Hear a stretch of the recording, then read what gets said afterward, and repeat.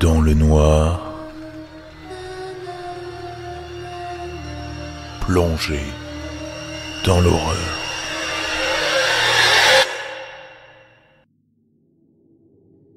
Bonjour à tous.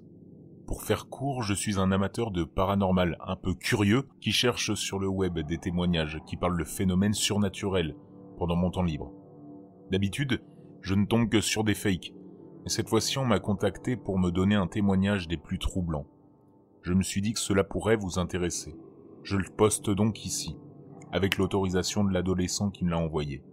J'ai échangé certaines informations personnelles pour préserver son anonymat ainsi que celui de ses proches. Voici son histoire. 17 juillet. Bonjour à vous. Je vous contacte parce que j'ai entendu parler de vous et j'aurais besoin de vous parler de quelque chose. Je pense que mon voisin n'est pas humain. Je sais que vous allez croire à un canular, mais pourtant c'est bien vrai. Laissez-moi contextualiser. J'ai vécu en Guyane française depuis mes 9 ans. Avant cela, j'habitais en Picardie, et mon père a eu une offre d'emploi là-bas. Il travaille pour le CNES, et ceux-ci avaient besoin qu'il remplisse un poste au Centre Spatial Guyanais, le CSG. C'est ainsi que j'ai quitté la France métropolitaine qui m'a vu naître et grandir pour aller vivre à Kourou, dans la rue Martin Luther King. Au début, j'ai eu beaucoup de mal avec la chaleur et la nuit qui tombait très tôt et amenait son lot de moustiques. Mais pour être franc, je m'y suis vite habitué. En même temps, plonger dans la piscine quand il fait trop chaud, ça s'apprend vite. Beaucoup boire aussi et éteindre les lumières à 19h. Au départ, je suis arrivé, j'étais anxieux à l'école Raymond Cresson, en craignant d'être rejeté. Mais là-bas, il y a une diversité de population hallucinante. Des créoles, des métropolitains, les Français d'Europe, des Brésiliens, des Mongs. Je me suis tout de suite bien entendu avec les gens. Mais assez parlé de moi. Tout a commencé il y a 2 ans. Mes voisins avaient envie de déménager, depuis longtemps, mais quelque chose les retenait. Kali, une vieille chienne noire. L'animal n'était plus en état de voyager, et ils voulaient qu'elle vive ses derniers jours avec eux, dans la rue qu'elle avait toujours connue. Et comme on pouvait le prévoir, celle-ci est morte il y a justement 2 ans. Le quartier entier était attristé, car c'était une brave bête. Certes, elle était un peu idiote, aboyait sur les cyclistes, et était pleine de tics. Mais je n'ai jamais revu d'animal plus affectueux et fidèle qu'elle. C'est après ce triste événement que nos voisins décidèrent de partir, ce qu'ils firent quelques mois plus tard. Mais quelque temps après, la maison fut rachetée par celui qui m'amène à vous aujourd'hui, Adrien. Dès lors qu'il a emménagé, il a décidé de faire le tour du quartier pour se présenter.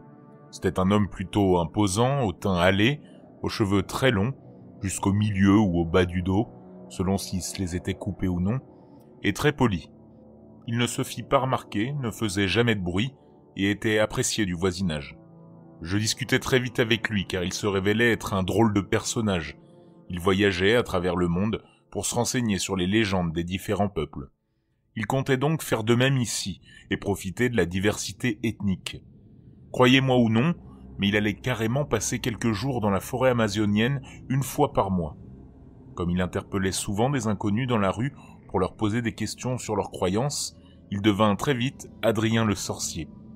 Ce surnom était cependant affectueux, car les jours de marché, tout le monde le saluait, et on lui gardait toujours un jus de maracuja de côté. Vous ne devez pas voir le problème pour l'instant. Eh bien, depuis son arrivée, plusieurs éléments me perturbent. Déjà, sa maison ne change jamais d'apparence, malgré le fait qu'il ne l'entretienne jamais.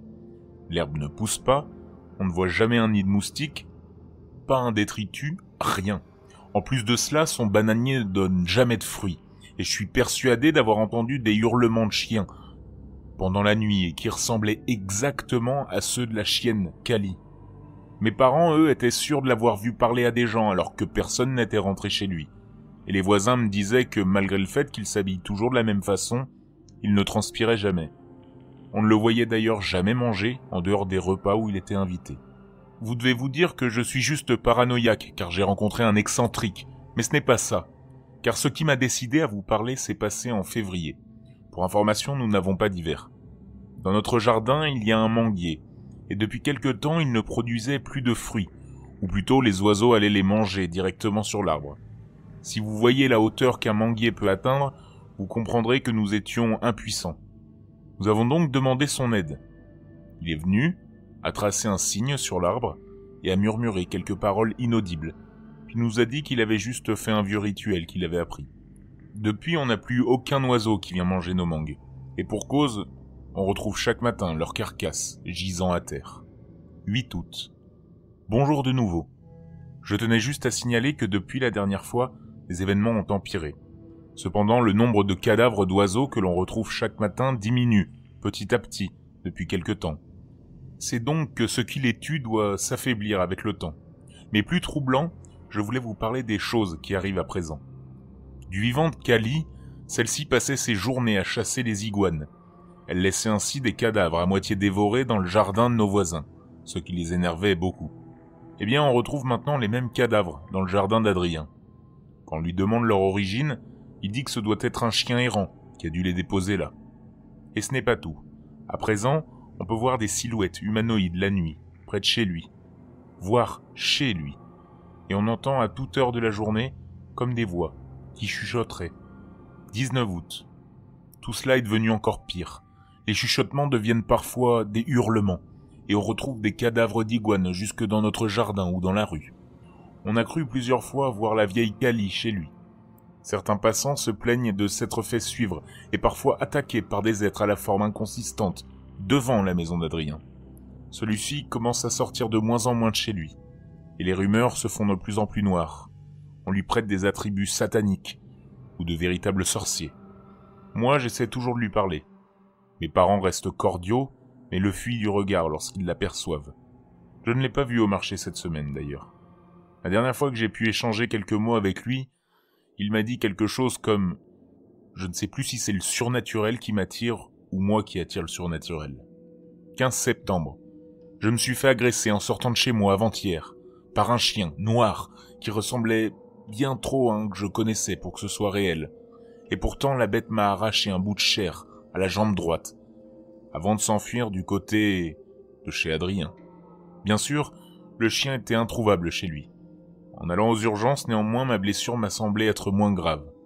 Alors que les docteurs s'assuraient de la gravité de la blessure, qu'elle ne s'infecte pas et que l'animal n'ait pas la rage, ils furent surpris de voir sa rapidité de guérison.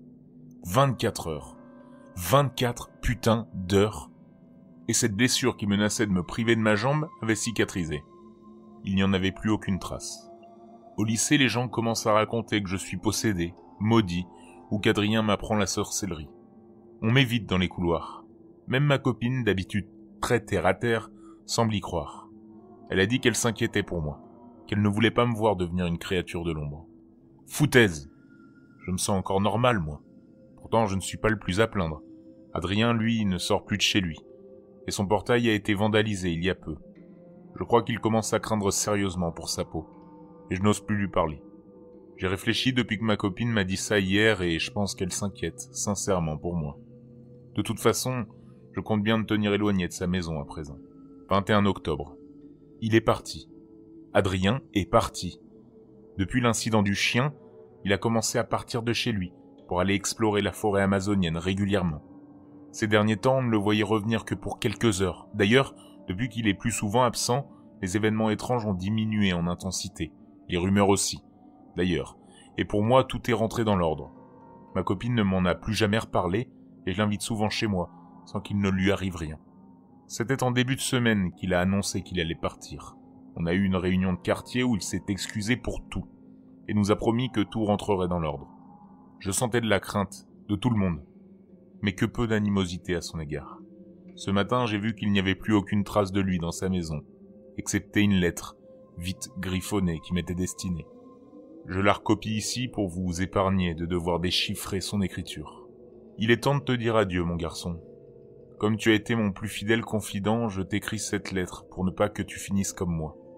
Lis-la bien, et détruis-la au cas où. Tout objet m'ayant appartenu pourrait les attirer.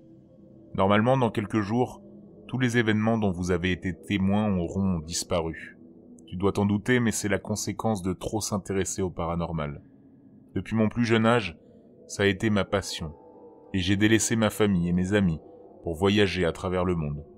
J'ai fini par atterrir dans des endroits où tu ne soupçonnerais même pas l'existence. J'ai appris énormément, mais ça m'a coûté tout autant. Car en m'intéressant de trop près au surnaturel, j'ai fini par basculer de l'autre côté de la limite. Je ne suis pas fou, mais je sais trop de choses que je devrais ignorer. Heureux sont les ignorants, comme on dit. Je n'aurais pas pensé que c'était aussi vrai. Depuis que j'ai commencé mon périple, partout où je vais, ma présence donne lieu à des phénomènes surnaturels. C'est la contrepartie de vivre comme je vis. C'est que je ne fais plus qu'un avec l'irréel. Car le surnaturel est un aimant. Je l'attire et il m'attire tout autant. Alors, ne t'en approche pas. Ne t'y intéresse pas de trop près. Je sais beaucoup de choses pour me protéger, mais toi, ou une personne lambda, seriez en grand danger si jamais vous deviez vous retrouver dans la même situation. Voici donc tout son témoignage. J'en ai vu d'autres, mais celui-ci me trouble beaucoup, car après vérification, il y a des traces de l'existence de cet Adrien. Je ne peux hélas pas vous les fournir. Elle permettrait de dévoiler l'identité de l'adolescent qui m'a contacté. Et vous, qu'en pensez-vous ?